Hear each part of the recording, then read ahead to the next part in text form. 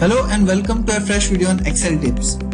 In one of our earlier video, we have learned if there is a line break in our Excel data, then how to remove the line break using find and replace option. After watching that video, I have received the query from some of the user what to do if we have to do the reverse activity.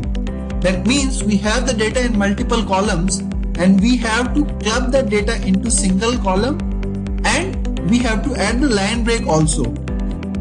Let's see how to resolve this query. Here I have a data of an address where I have the data in 4 different columns. In column 1, address line 1, column 2 is address line 2, C is the city column and D is the pin code. Now I want to merge this entire information in column E and I want to add the line break also.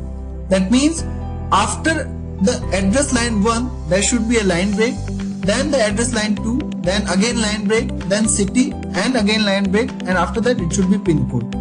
So if you are an Office 365 user or you are using Excel 2019, then it is a very easy to you to solve this issue. There is a formula which is recently introduced by Microsoft. The formula is text join.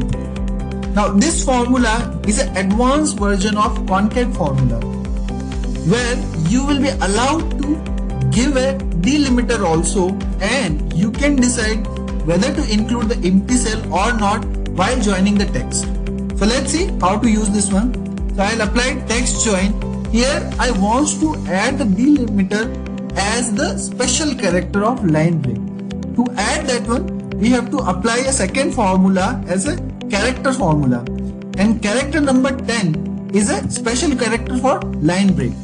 Now in this case I want to ignore the empty cell while joining the text and I will select the entire range here which I want to join. This is how we can do this one. I'll copy this one to this last row. Now you can see my text has been joined, but it is not coming in the form of line break data. To do this one, you have to apply a wrap text option here. Once you enable this one, you can see your data is joined and line break is also inserted. That's it in this video. I hope you'll find this useful.